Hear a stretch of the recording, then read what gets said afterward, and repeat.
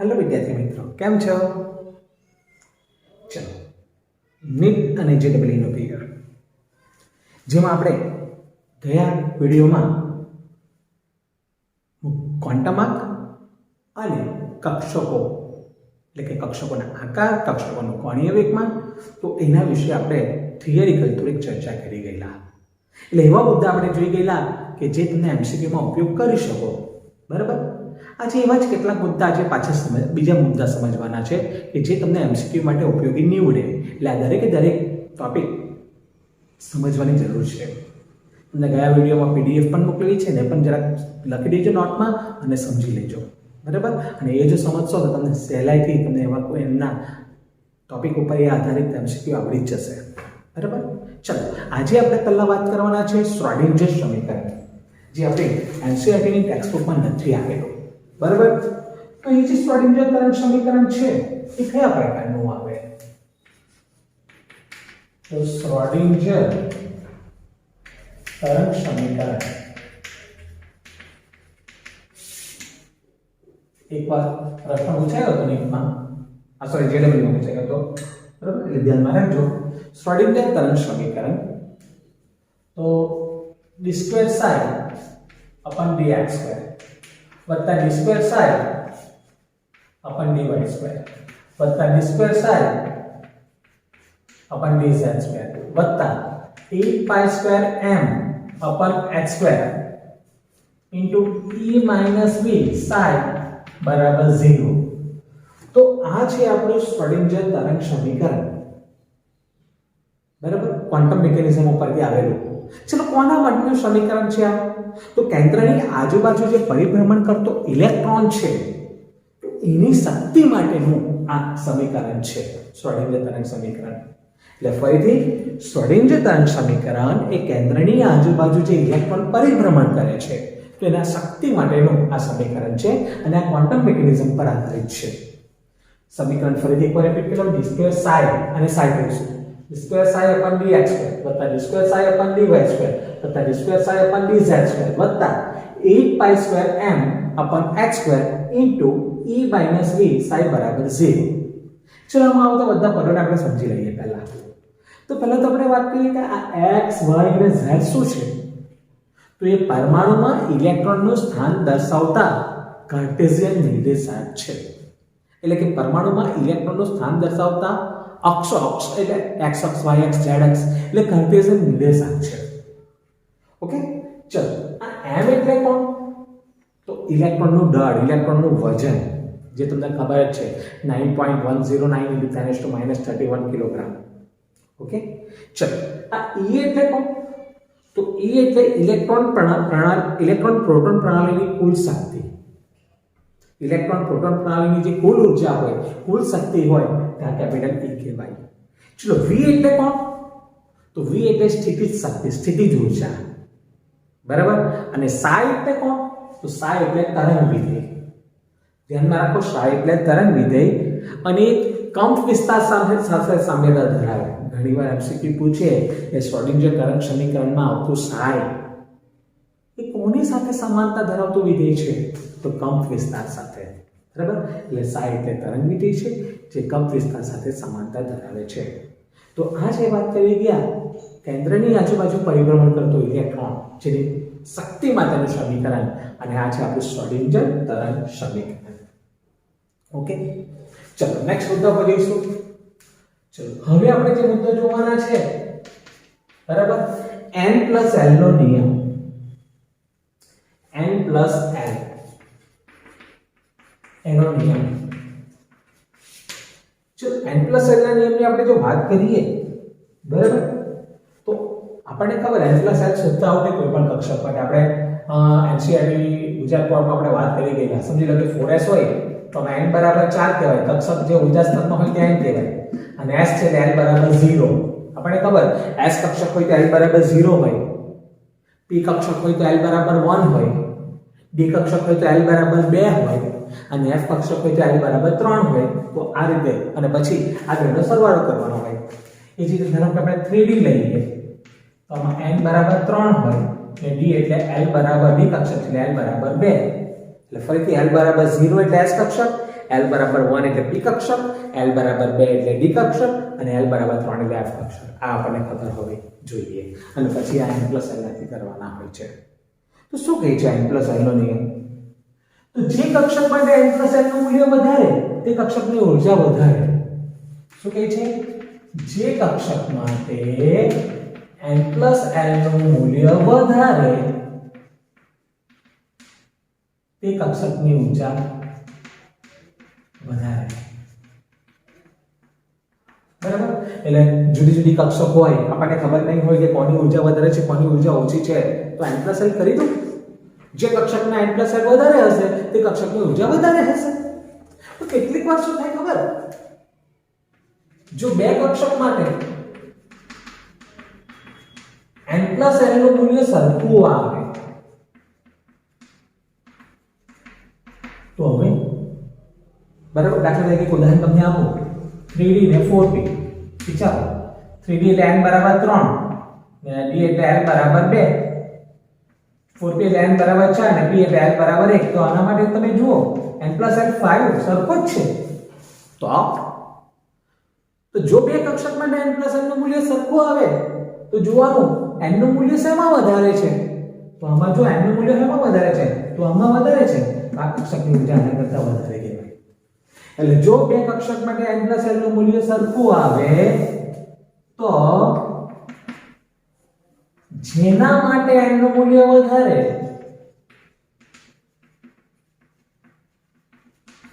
એ કક્ષકની ઊર્જા વધારે. આ વસ્તુ ધ્યાનમાં રાખીશું. બરાબર? તો આ આપણો n પ્લસ l નો નિયમ. ક્લિયર એકદમ? n પ્લસ l નો નિયમ. બરાબર? જોવાનું જે કક્ષક માટે n પ્લસ l નું મૂલ્ય વધારે તે કક્ષકની ઊર્જા વધારે. આપેલી કોઈ બે કક્ષક માટે જો n પ્લસ l નું મૂલ્ય સરખું આવ્યું તો જે કક્ષક માટે n નું મૂલ્ય વધારે હશે તે કક્ષકની ઊર્જા વધારે હશે. આ પોઈન્ટને ધ્યાનમાં રાખીશું.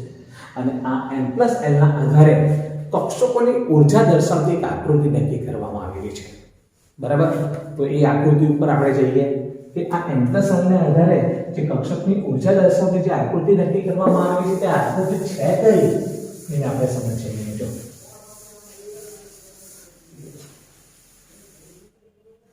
તો આપણે એનસીઈઆરટી ગ્રુપમાં જોઈ ગયેલા છે n પ્લસ l ના આધારે, નિયમને આધારે. તો પહેલા આપણે 8 અંક દોરી લઈએ. 2 2 4 5 6 7 ને 8. બરાબર? પછી બાજુમાં 6 દોરી દઈશું. પછી 4 દોરી દઈશું અને પછી 2 દોરી દઈએ. બરાબર છે? તમે જોઈ શકો છો પહેલી બધી કક્ષક S જ આવે, બીજી બધી P જ આવે, ત્રીજી બધી D જ આવે ને ચોથી F આવે. આ n બરાબર 1 ઊર્જા સ્તરમાં એટલે 1s કહેવાય. આ n બરાબર 2 ઊર્જા સ્તરમાં એટલે 2s ને 2p કહેવાય. આ n બરાબર 3 ઊર્જા સ્તરમાં એટલે 3s 3p ને 3d કહેવાય. આ અંતે જતું રહેવાનું. આ n બરાબર 4 ઊર્જા સ્તરમાં એટલે 4s 4p 4d ને 4f કહેવાય. આ n બરાબર 5 ઊર્જા સ્તરમાં એટલે 5s 5p 5d ને 5f કહેવાય. જો આ n બરાબર 6 ઊર્જા સ્તરમાં 6s 6p ને 6d. આ n બરાબર 7 માં આવવાની એટલે 7s 7p. આ n બરાબર 8 માં આવશે એટલે 8s. જો ઓકે. ચાલો હવે કક્ષકોની ઊર્જા, આ બધી કક્ષક તો આપણી પાસે થઈ ગઈ. હવે ઊર્જા n પ્લસ l ના નિયમ એટલે એરો ઉપર જવાનું. તો અહીંથી આપણે એરો લઈશું. તો પહેલી કક્ષક કઈ આવે? 1s. આપણને ખબર કે 1s ની ઊર્જા સૌથી ઓછી. n પ્લસ l ના આધારે છે બધું. પછી આવશે 2s, એના કરતા 2s. બરાબર? સોરી. બરાબર? ચલો 1s પછી 2s પછી આવશે 2p.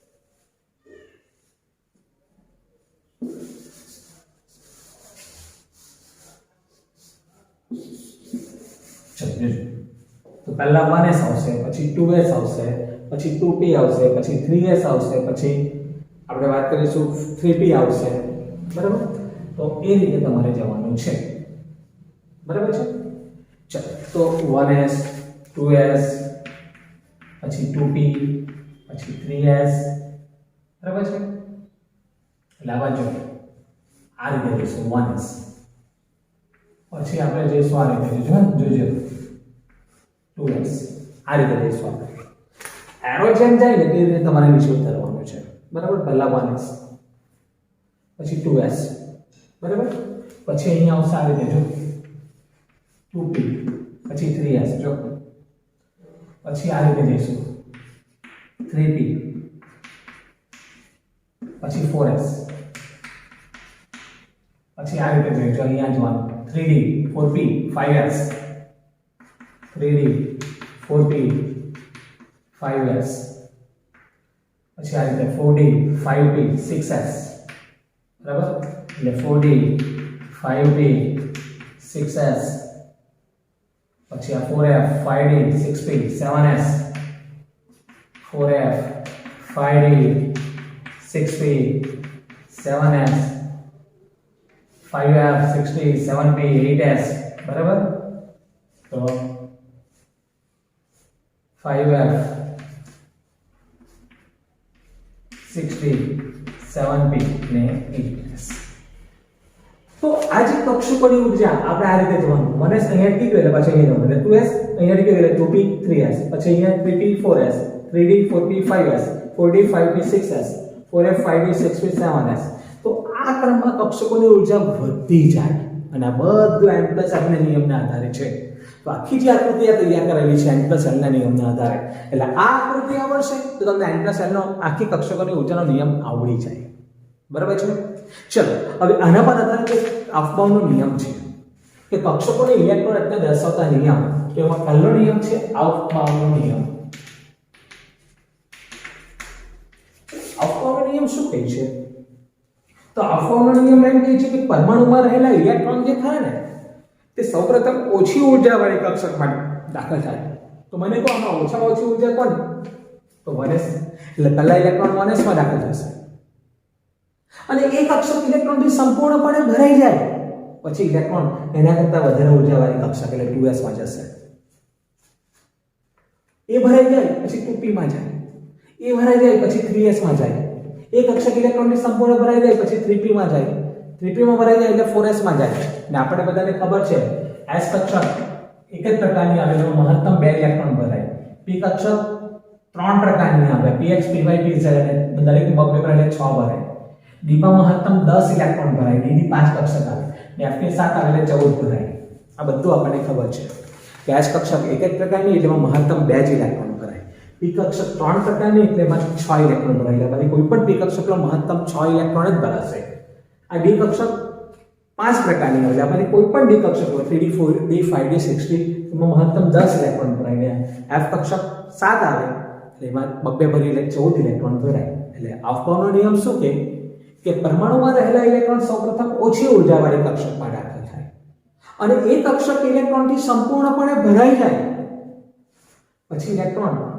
એના કરતાં વધારે ઉર્જાવાળી કક્ષકમાં દાખલ થાય એટલે પહેલા 1s માં જશે પછી 2s માં જશે પછી 2p માં જશે પછી 3s માં જશે પછી 3p માં જશે પછી 4s માં જશે એટલે આ n + l ના નિયમને આધારે જે કક્ષકોની ઉર્જા છે તે પ્રમાણે ઇલેક્ટ્રોન ભરાતા જશે આવો અફબાઉનો નિયમ છે ક્લિયર અફબાઉનો નિયમ ક્લિયર કમ્પ્લીટ થઈ ગયો ચાલો હવે આપણે વાત કરીશું કે અફબાઉના નિયમમાં કે હાઇડ્રોજન પરમાણુ છે એક ઇલેક્ટ્રોન ધરાવતો પરમાણુ હોય તેમાં કક્ષકોની ઊર્જાનો ક્રમ શું આવે તો હાઇડ્રોજન પરમાણુ હોય એક ઇલેક્ટ્રોન ધરાવતો પરમાણુ હોય તેમાં કક્ષકોની ઊર્જાનો ક્રમ આ ક્વોન્ટમ નંબર પ્રમાણે આવે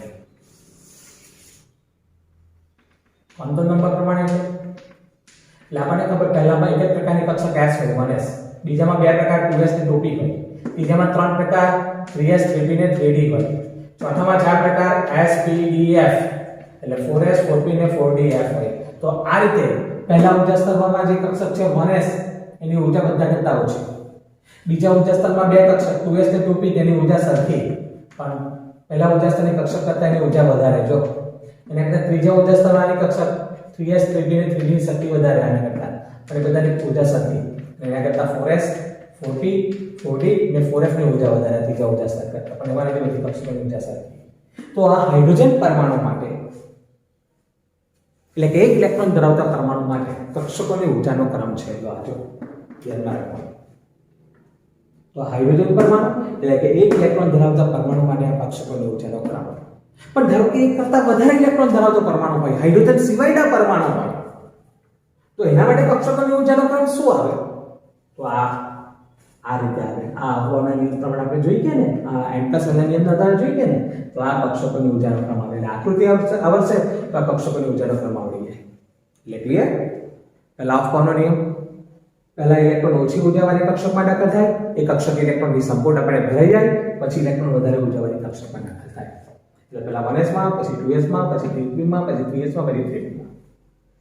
હાઇડ્રોજન પરમાણુ હોય, એક ઇલેક્ટ્રોન ધરાવતો પરમાણુ, તો એના માટે કક્ષકોની ઉર્જાનો ક્રમ આવે 1s 2s 2p 3s 3p 3d 4s 4p 4d 4f. પણ એક કરતાં વધારે ઇલેક્ટ્રોન ધરાવતા પરમાણુ હોય, હાઇડ્રોજન પરમાણુ સિવાયના હોય, તો એના માટે કક્ષકોની ઉર્જાનો ક્રમ આ આવશે, આકૃતિ પ્રમાણે આવશે. તો આ વાત કરી કે આપણે અહવાના નિયમ પ્રમાણે. ચલો હવે પોલીનો નિષેધનો નિયમ વાત કરી લઈએ.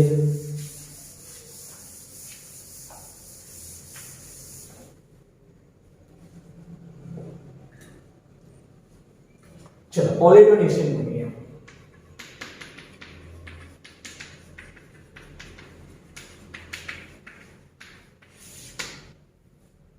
ચલો શું કહે છે પોલીનો નિષેધનો નિયમ? તો પોલીનો નિષેધનો નિયમ આપણને એમ કહે છે કે પહેલા ઇલેક્ટ્રોન કોઈ પણ કક્ષકમાં રહેલા બે ઇલેક્ટ્રોનના જ્યારે ક્વોન્ટમ આંકના મૂલ્ય સરખા નહીં આવે. શું કહે છે?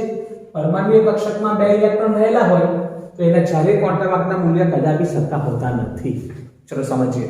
સમજી લો કે મારી પાસે એક 2s કક્ષક છે, એમાં બે ઇલેક્ટ્રોન રહે, તો એકનું ભ્રમણ આમ હોય તો બીજાનું ભ્રમણ વિરુદ્ધ દિશામાં જ હોય. ચલો આ પહેલો ઇલેક્ટ્રોન છે, ના બીજો ઇલેક્ટ્રોન છે. ચલો આ પહેલા ઇલેક્ટ્રોન માટે m l ml ને ms, n l ml ને ms નક્કી કરીએ. ચલો પહેલા ઇલેક્ટ્રોન માટે જો n બરાબર કેટલા, તો પહેલો ઇલેક્ટ્રોન 2s નો છે કે 2s એટલે એમાં ઉર્જા સ્તર 2 છે, એટલે n બરાબર 2 આવવાનું.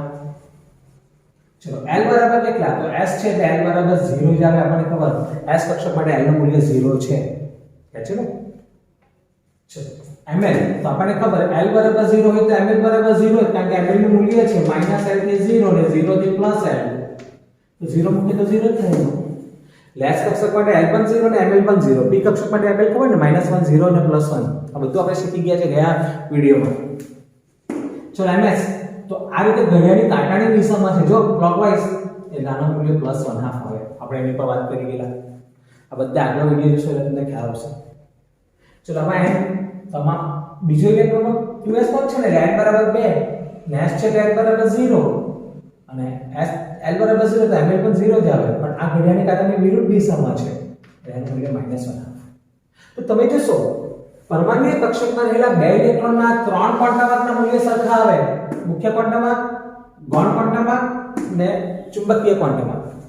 જ્યારે ચોથો આ સ્પિન ક્વોન્ટમ આંકનું મૂલ્ય હંમેશા જુદું આવે. યાદ રાખજો કયા ક્વોન્ટમ આંકનું મૂલ્ય હંમેશા જુદું આવે, તો સ્પિન ક્વોન્ટમ આંકનું મૂલ્ય હંમેશા જુદું જ આવે. યાદ રાખજો, બરાબર.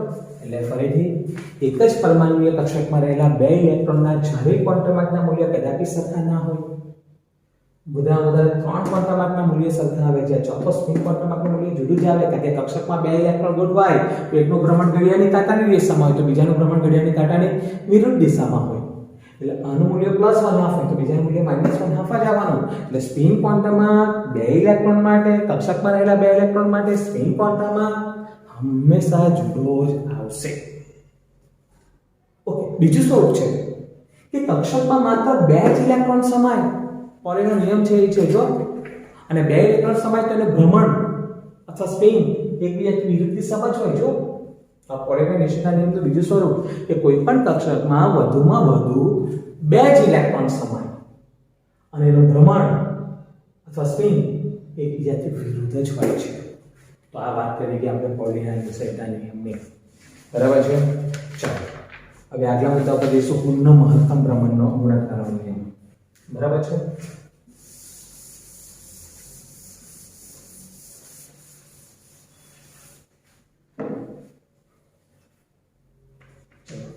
પુનઃ મહત્તમ સ્પિન ગુણકતાનો નિયમ.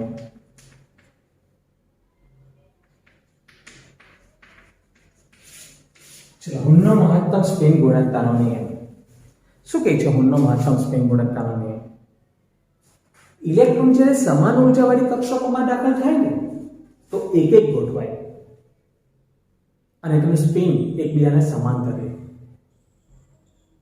ચલો જોઈએ એટલે વધારે ખ્યાલ આવશે. બરાબર, વાક્ય બોલો એના કરતા સમજાવ તો વધારે ખ્યાલ આવશે. સમજો મારી પાસે સમાન ઉર્જાવાળી કક્ષક છે. સમાન ઉર્જાવાળી જેને ડીજનરેટ કક્ષક કહેવામાં આવે. ખબર ને સમાન ઉર્જાવાળી ડીજનરેટ કક્ષકો p ની 3 કક્ષક આવે px py અને pz. આ p ની કક્ષકો છે, આ p કક્ષકો છે. જો d ની 5 કક્ષક આવે dxy dyz dzx dz2 અને dx2 y2. જો બરાબર, આ સમાન ઉર્જાવાળી p કક્ષક d કક્ષક ને f ની 7 કક્ષકો આવે. બરાબર. ચલો શું કહે છે? સમાન ઉર્જાવાળી આ કક્ષકો છે તેમાં ઇલેક્ટ્રોન એક એક ગોઠવાય. દાખલા તરીકે p કક્ષકમાં ઇલેક્ટ્રોન જશે તો આ રીતે એક એક જશે. જો પહેલા એક એક જાય અને એક એક તો જાય પણ એના સ્પિન એકબીજાને સમાન રહે. જો એટલે કોઈ ઇલેક્ટ્રોન આમ નહીં જાય, જશે તો આ રીતે જ જશે, એના સ્પિન એકબીજાને સમાન રહે, એક એક જ ગોઠવાય. આ રીતે ખ્યાલ આવે છે? અને તેના સ્પિનની દિશા એકબીજાને સમાંતર હોય અને આ રીતે કક્ષક અર્ધપૂર્ણ ભરાઈ જાય ને પછી ઇલેક્ટ્રોનનું યુગ્મીકરણ થાય. એટલે પછી ચોથો ઇલેક્ટ્રોન આ યુગ્મીકરણ થાય. જો આ રીતે ગોઠવાશે. જો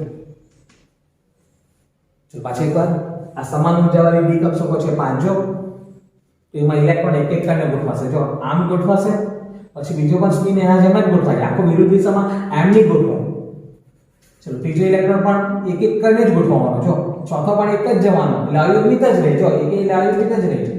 આ જો એટલે સમાન ઉર્જાવાળી કક્ષકોમાં ઇલેક્ટ્રોન એક એક ગોઠવાય, અયુગ્મિત સ્થિતિમાં ગોઠવાય. જો અને તેના સ્પિનની દિશા એકબીજાને સમાંતર રહે અને અર્ધપૂર્ણ કક્ષક ભરાઈ જાય પછી એનું યુગ્મીકરણ થાય. આ રીતે. જો ક્લિયર?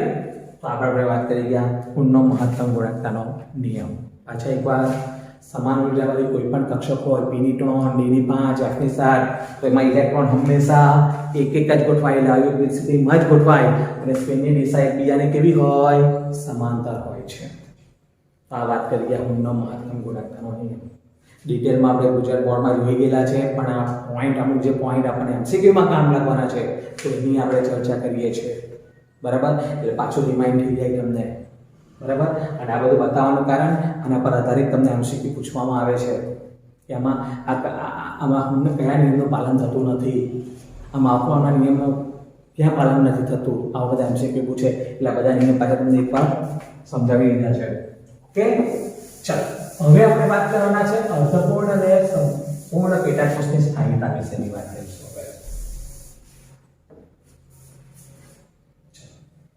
અર્ધપૂર્ણ તેમજ પૂર્ણ ભરાયેલી કક્ષકોની સ્થિરતા. ચલો એની ચર્ચા કરી લઈએ આપણે. તો શું કહેવામાં આવે કે કોઈ પણ કક્ષક જ્યારે અર્ધપૂર્ણ ભરાય કે સંપૂર્ણ ભરાય તેની સ્થિરતા વધારે હોય છે. કોઈ પણ કક્ષક અર્ધપૂર્ણ ભરાય કે સંપૂર્ણપણે ભરાય તેની સ્થિરતા અથવા સ્થાયીતા વધારે હોય છે. સમજી લો મારી પાસે p કક્ષક છે તો p કક્ષક 3 હોય એટલે એમાં 3 ઇલેક્ટ્રોન ભરાય. અર્ધપૂર્ણ એટલે 3 ને સંપૂર્ણ એટલે 6. એટલે p કક્ષક અર્ધપૂર્ણ એટલે 3 એટલે p3 અને સંપૂર્ણ એટલે p6. જો આ રીતે ભરાઈ જાય ને તો એ p કક્ષકની સ્થિરતા વધી જાય. d કક્ષક હોય, સમજો d કક્ષક, તો d કક્ષક અર્ધપૂર્ણ એટલે કે d5 અર્ધપૂર્ણ કહેવાય ને સંપૂર્ણ એટલે કઈ d10 કારણ કે d માં d 5 પ્રકારની એટલે અર્ધપૂર્ણ એટલે 5 ભરાય ને સંપૂર્ણ એટલે 10 ભરાય. બરાબર, તો આ પૂર્ણ ભરાય. તો આ બે કક્ષકોને આની સ્થિરતા વધારે હોય છે. આ રીતે વધારે, બરાબર. તો ચલો એમાં એક તમને ઉદાહરણ આપો કે મારી પાસે ક્રોમિયમ અને કોપર છે. સમજો ક્રોમિયમ, ચલો ક્રોમિયમ ની ઇલેક્ટ્રોન લખીશું. ચલો નિષ્ક્રિય વાયુ ઇલેક્ટ્રોન તમને આવડે છે. ચલો કયો નિષ્ક્રિય વાયુ આવવાનો? તો હિલિયમ, નિયોન, આર્ગોન. આર્ગોન આવશે. આર્ગોન નિષ્ક્રિય વાયુ ત્રીજું તત્વ, એટલે નંબર આવે 4 અને પહેલી એસ જ આવે 18 અને 2 20. ચલો 4s પછી કઈ કક્ષક આવે? તો 3d આવે. જો 3d4 ઇલેક્ટ્રોનતા તમને આવડતી છે, એક ટાઈમે આગળ જતો નથી, તમને આવડતી જ છે. તો ખરેખર ક્રોમિયમની ઇલેક્ટ્રોનતા આવી હોવી જોઈએ 4s2 3d4, પણ એ સાચી નથી. કેમ? અત્યારે જ વાત કરી દે, કોઈ પણ કક્ષક અર્ધપૂર્ણ ભરાય કે સંપૂર્ણ ભરાય તેની સ્થિરતા વધારે હોય. તો તમે જોશો આ જે ક્રોમિયમમાં બે કક્ષક છે 4s અને 3d, તો તમે જોશો આ દ્વિકક્ષક જે ખરીને તે કઈ સ્થિરતાની નજીક છે? આ બેમાંથી તો આ d5 અર્ધપૂર્ણ સ્થિરતાની નજીક છે. જો અને એ સ્થિરતા મેળવવા માટે એને એક જ ઇલેક્ટ્રોન ખૂટે છે. જો કેટલા ઇલેક્ટ્રોન ખૂટે? એક જ. એ તમને ખબર આ 4s અને 3d આ બે કક્ષક વચ્ચે ઊર્જાનો તફાવત ઓછો, એટલે શું થાય? તરત જ સ્થિરતા મેળવવા માટે આ 4s માંથી એક ઇલેક્ટ્રોન 3d માં જશે, બરાબર. એટલે 4s માંથી એક ઇલેક્ટ્રોન 3d માં જવાનો એટલે 3d5 અર્ધપૂર્ણ આવી ગયો. જો એટલે સ્થિરતા આવી જાય અને આમાં એક ઇલેક્ટ્રોન જાય 4s1 3d5 અને પરિણામે આ ક્રોમિયમની ઇલેક્ટ્રોનતા આપણી આ સાચી આવશે. જો અને આ સ્થિરતાવાળી ઇલેક્ટ્રોનતા અને આ સાચી આવશે. તો ક્લિયર? ક્રોમિયમની આ ઇલેક્ટ્રોનતા લખીશું તો આ તો બેસો અર્ધપૂર્ણ એટલે d5 સ્થિરતાની નજીક છે અને એ મેળવવા માટે એક ઇલેક્ટ્રોન ખૂટે. અહીંયા 4s અને 3d બે વચ્ચે કક્ષકોની ઊર્જાનો તફાવત ઓછો, એટલે તરત જ નીચી ઊર્જાવાળી 4s માંથી ઇલેક્ટ્રોન 3d ઊર્જા ઊંચી ઊર્જાવાળી 3d કક્ષકમાં એક ઇલેક્ટ્રોન જશે અને 3d5 એટલે અર્ધપૂર્ણ કક્ષકની સ્થિરતા મેળવશે. એટલે ક્રોમિયમની ઇલેક્ટ્રોનતા આર્ગોન 4s1 3d5. ચલો કોપર. કોપરની ઇલેક્ટ્રોનતા જોઈશું તો આર્ગોન 4s2 18 ને 2 20 અને 3d9 આ રીતે હોવી જોઈએ, બરાબર. પણ ખરેખર આ ઇલેક્ટ્રોનતા સાચી નથી. તો આપણે જોઈએ કે કોપર તમે જોશો આ કઈ સ્થિરતાની નજીક છે? તો d10 પૂર્ણ કોષની સ્થિરતાની નજીક છે. જો અને એ મેળવવા માટે એક ઇલેક્ટ્રોન ખૂટે. અહીંયા 4s ને 3d કક્ષક એ બે વચ્ચે ઊર્જાનો તફાવત ઓછો, એટલે નીચી ઊર્જાવાળી 4s માંથી એક ઇલેક્ટ્રોન ઊંચી ઊર્જાવાળી 3d કક્ષકમાં જશે અને પરિણામે 3d10 પૂર્ણ કોષની સ્થિરતા મેળવશે. એટલે એની ઇલેક્ટ્રોનતા આવશે કોપરની 4 આર્ગોન 4s1 3d10. જો તો આ પ્રકારની ઇલેક્ટ્રોનતા આવશે. ક્રોમિયમની સાચી ઇલેક્ટ્રોનતા આર્ગોન 4s1 3d5 અને કોપરની સાચી ઇલેક્ટ્રોનતા આર્ગોન 4s1 3d10. અને આ બંને d5 અને d10 અર્ધપૂર્ણ અને પૂર્ણ ભરેલી કક્ષકોની સ્થિરતાવાળી ઇલેક્ટ્રોનતા છે, બરાબર છે. એવા તમને પ્લેટિનમમાં આવે અલગ અલગ આવશે, બરાબર. તો એ તમારે ધ્યાનમાં રાખવાનું. ક્લિયર? તો આ બધા મુદ્દાઓ જે ગયા વિડીયોમાં અને આ વિડીયોમાં જે મુદ્દા ઉપર આપણે ચર્ચા કરી ગયા, તો એ મુદ્દા પર આધારિત હવે આપણે એમસીક્યુ જોવાના છે, બરાબર. ચલો એમસીક્યુ ઉપર જઈશું હવે આપણે.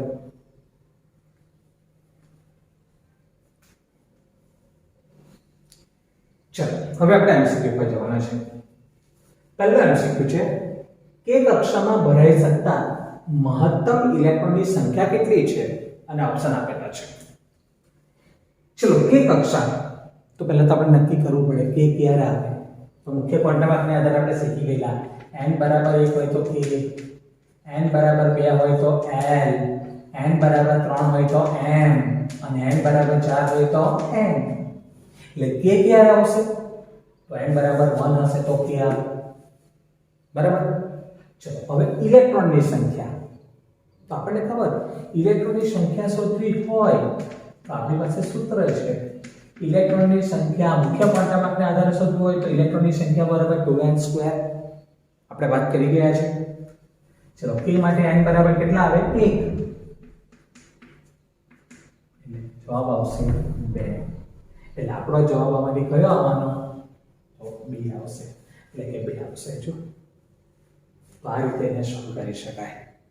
તો બધું મેં તમને જે કરાવેલું છે એટલું જો તમને નોલેજ હશે ને તો એમસીક્યુ તરત જ થઈ જશે તમારા.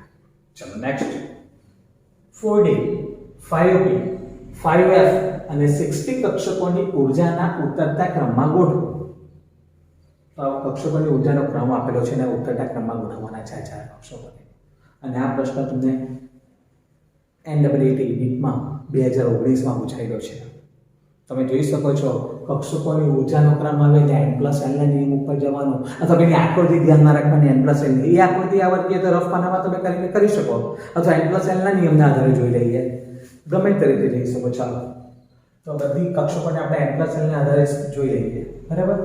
ચાલો પહેલા છે n પ્લસ l. ચાલો પહેલા 4D, એના માટે n, બરાબર. પછી l, બરાબર. n જોવાનો, l જોવાનો, અને પછી n પ્લસ l જોઈએ. ઓકે,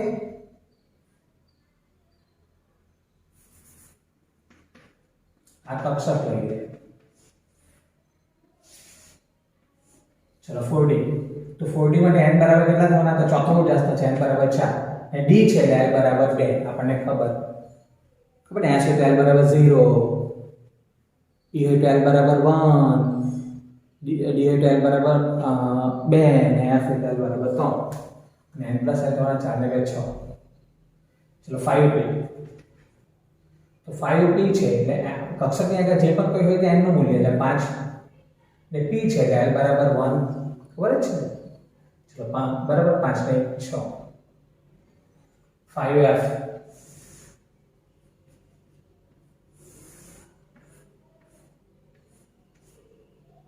चलो 5f માટે n બરાબર 5, કક્ષકની આગળ 5 છે, f છે એટલે l બરાબર 3, બરાબર. d હોય તો l બરાબર 2, ને f l બરાબર 3, 5 ને 3 8.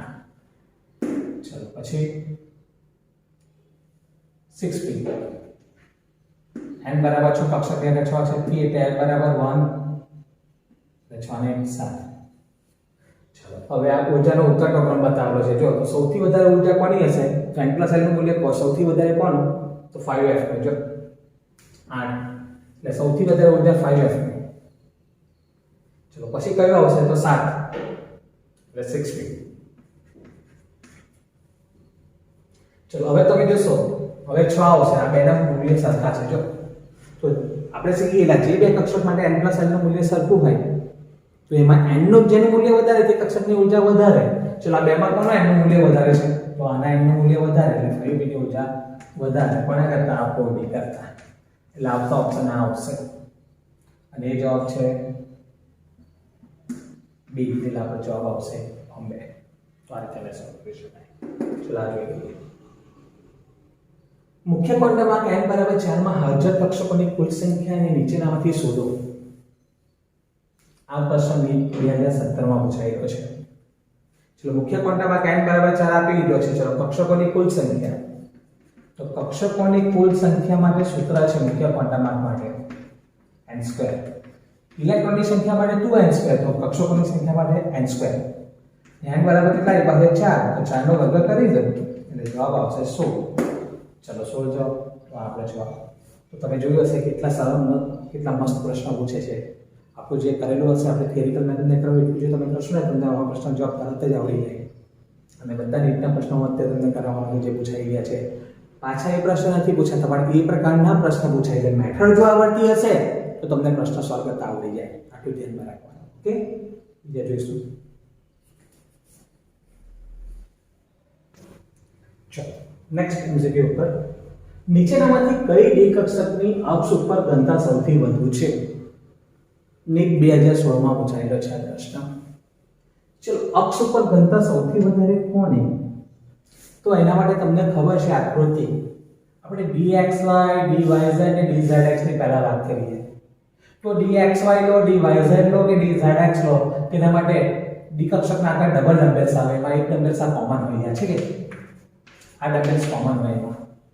ચલો xy હોય તો બીજો ડમ્બેલ્સ અહીંયા x અને y ની વચ્ચે આવે છે. તો તમે જોશો આ ડમ્બેલ્સ આકાર x અને y ની વચ્ચે છે, એટલે અહીંયા ઇલેક્ટ્રોન મળવાની સંભાવના વધારે અહીંયા. બરાબર? કા x અને y ની વચ્ચે, એટલે ઇલેક્ટ્રોનની ઘનતા x અને y ની વચ્ચે આવે, અક્ષ પર નહીં આવે. અહીંયા તો અક્ષ પર નહીં પડે, અહીંયા પણ અક્ષ પર નહીં આવે dxy માં. એટલે આ dxy માં અક્ષ પર ઘનતા નહીં આવે. તો ચલો dyz માં લઈએ તો આ ડમ્બેલ્સ તો કોમન જ જવાનું. બીજો ડમ્બેલ્સ અહીંયા આવે dyz માં. જો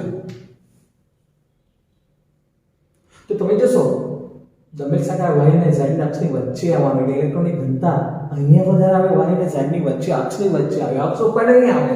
એટલે એ પણ નહીં આવે. ને બીજું છે dzx એટલે z ની x ની વચ્ચે ડમ્બેલ્સ આવે એટલે અક્ષની વચ્ચે ડમ્બેલ્સ એટલે અક્ષની વચ્ચે ઘનતા વધારે આવે. જ્યારે આપણે dz2 નો dz2 નો જો આપણે આકાર દોરીએ ને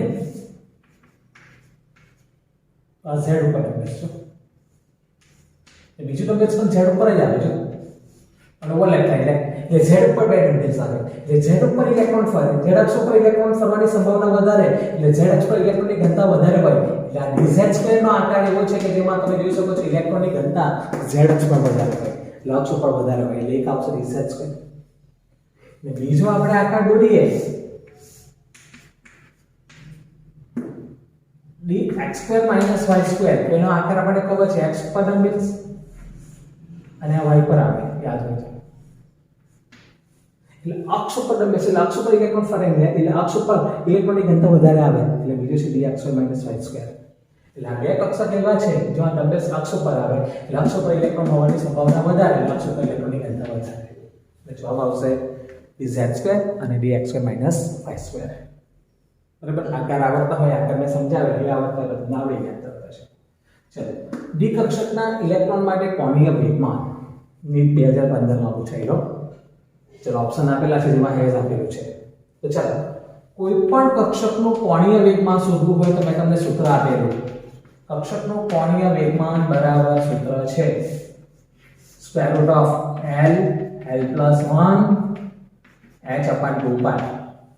પણ તમે જોશો અહીં h/2π નથી અહીં હેઝ છે એટલે શું કરવામાં આવ્યું L+1 આ અચળ કિંમત કહેવાય h પણ અચળ ના બધા અચળ એની જગ્યાએ લખવામાં આવ્યું હેઝ એટલે અહીંયા હેઝ બરાબર લખાય h/2π. આ અચળ છે એટલે એની જગ્યાએ હેઝ લખવામાં આવ્યું જગ્યા લખ્યું છે. ચલો હવે મને કહો કઈ કક્ષક છે ડી કક્ષક અને આપણને ખબર ડી કક્ષક હોય ડી કક્ષક માટે L બરાબર કેટલા આવે તો 2 આવે. S કક્ષક હોય તો L બરાબર 0, P કક્ષક હોય તો L બરાબર 1, D કક્ષક હોય તો L બરાબર 2 ને F હોય તો L બરાબર 3. એટલે કોઈ પણ કક્ષકનું કોણીય વેગમાન તમે શોધી શકો. L બરાબર કિંમત મૂકો. જો S હશે તો L બરાબર 0 મુકાય, P કક્ષક હોય તો L બરાબર 1 મુકાય, D કક્ષક હોય તો L બરાબર 2 મુકાય ને F હોય તો L બરાબર 3 મુકાય એટલે જવાબ આવી શકે. ચલો D કક્ષક છે L બરાબર 2 મૂકી દો. ના S. ચલો 2 અને 2 ને 3 એટલે આપણે જવાબ આવશે √6 હેઝ એટલે જવાબ એ આવશે. તો આ રીતે એને આપણે સહેલાઈથી સોલ્વ કરી શકીએ છીએ. બરાબર. તો આવા પ્રકારના MCQ આપણે નીટમાં પૂછાતા હોય છે. બરાબર. તો આજે તમને જે પણ કંઈ ટોપિક ચલાવ્યો ઇલેક્ટ્રોન નક્કી કરતા નિયમો, શ્રોડિંજર તરંગ સમીકરણ, n+n નો નિયમ તે બરાબર સમજી લેજો. બરાબર મગજમાં ઉતારી દેજો અને એના પર આધારિત આ 5 MCQ કઈ વાત સમજી લેજો. બરાબર. Thank you.